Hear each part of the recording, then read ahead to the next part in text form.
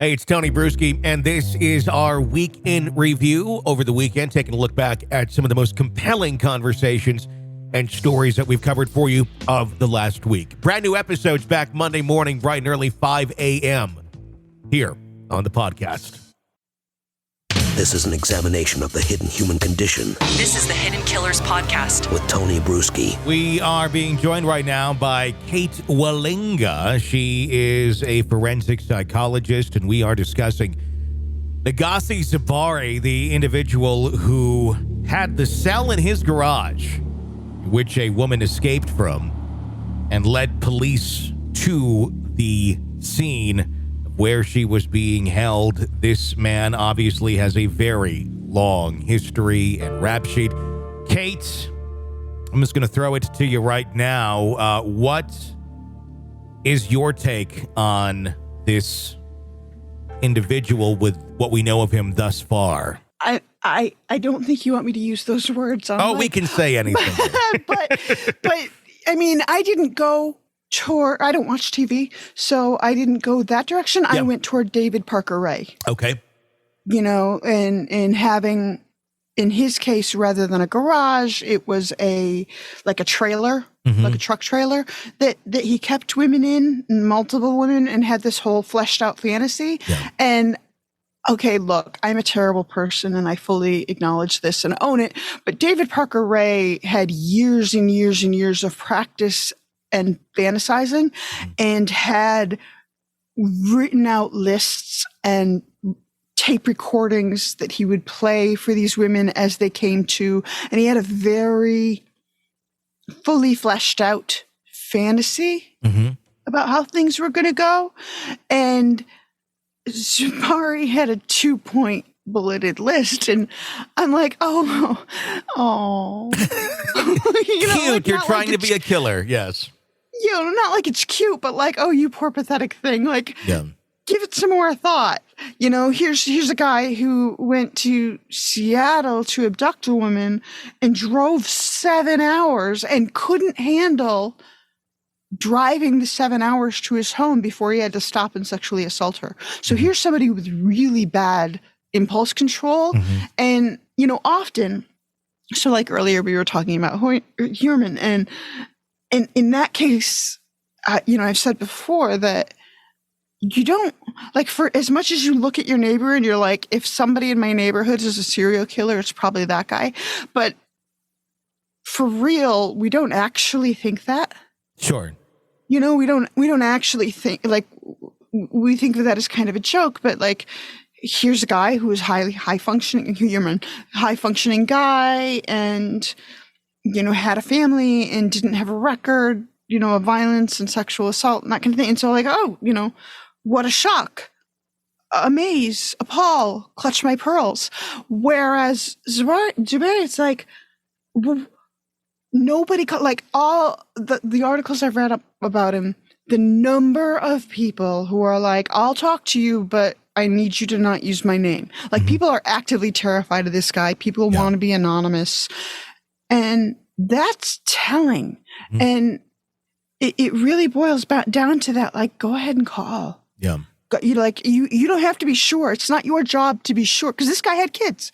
Yeah. And so, you know, a lot of people hesitate to call CPS because they're like, well, what if it turns out that they're not actually abusing their children? And I'm like, yes, but what if it turns out they are? It's not your job to be sure.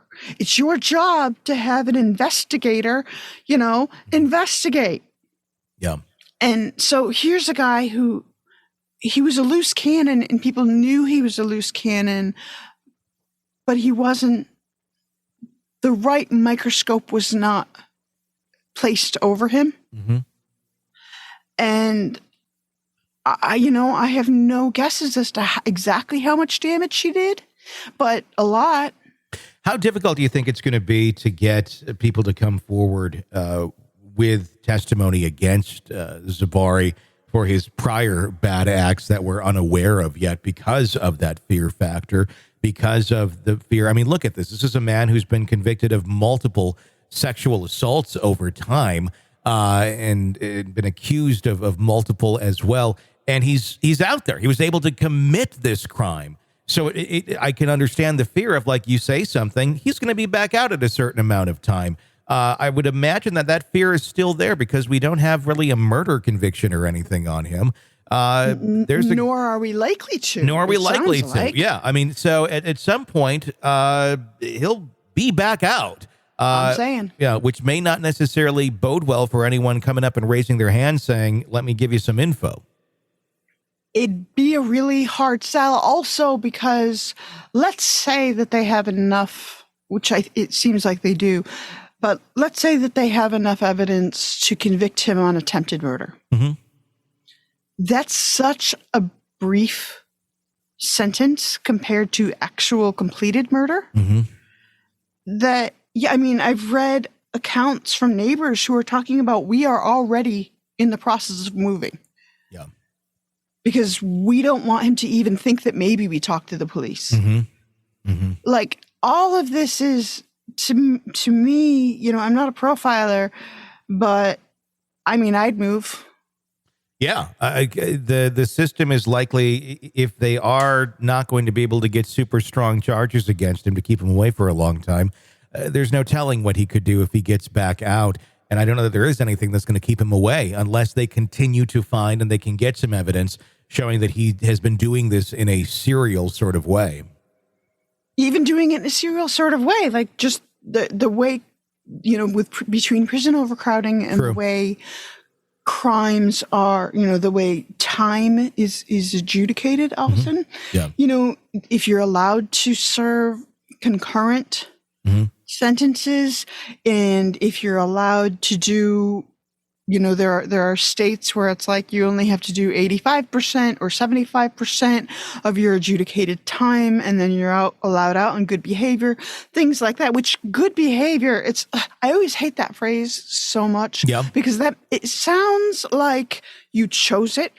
You know, and the reality is when you're in prison,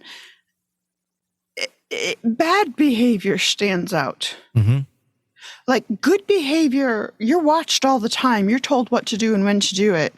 And so it's not good behavior. You're just status quo the crowd. Yeah. It's not necessarily going out of your way to show good behavior. It's just you're not causing problems. You're just not exactly. You're you know, perhaps lacking the cojones to act out when people bigger and stronger and more heavily weaponized than you are around you, whether that means your cellmate or a corrections officer, that doesn't make you good. Yeah. It just makes you scared. Sure. Seeing that he had the ability to kind of pull the wool over even Judge Judy's eyes and managed to win the case when he was on Judge Judy, I think is rather interesting.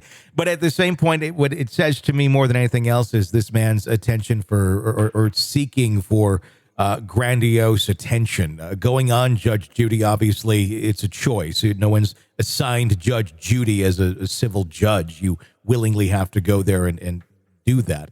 What does that say about this? The fact that he pretended to be a police officer to get this person into his custody, built the damn cell himself. He seems rather grandiose in many ways in the way that he conducts his criminal behavior.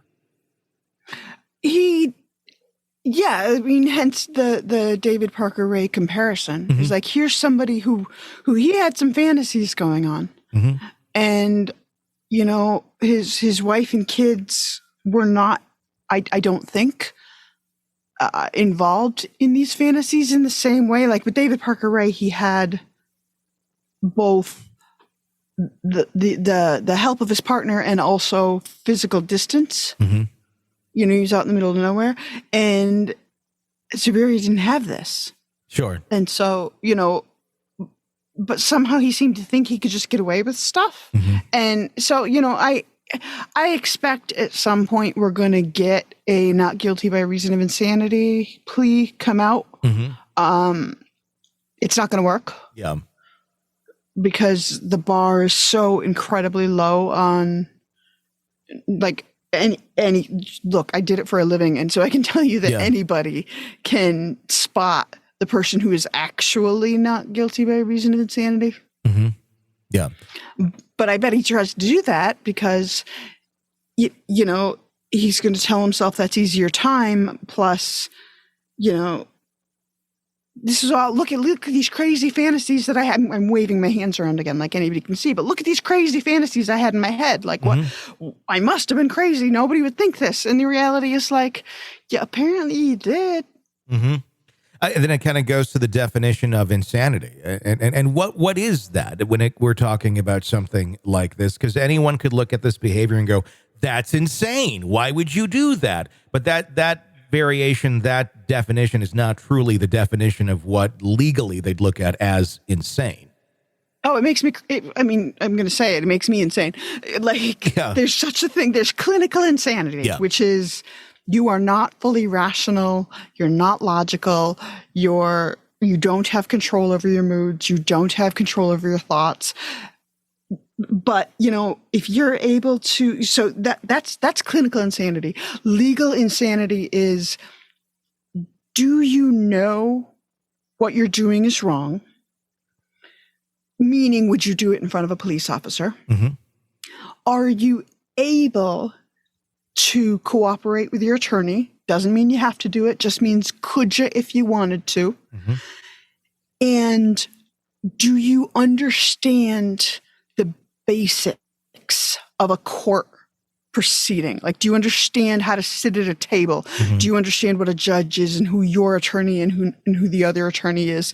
Do you understand that you can say, no, I don't want to testify on my own behalf, things like that? Like, do you understand the very basics? That's very different. Yeah. Like, those are very different things. I guarantee anybody who's listening, you know someone who has schizophrenia. Mm-hmm. You know someone who has such severe cognitive or mood disorders that they have had to be, you know, involuntarily committed to a psychiatric facility. Mm-hmm. Like, you know, you do. 1 in 10 people have severe enough mental illness to qualify as clinically unwell, clinically insane. You don't know very many people who are legally insane. Yeah. That bar is really low. This is an examination of the hidden human condition. This is the Hidden Killers Podcast. The Hidden Killers Podcast. With Tony Brueski.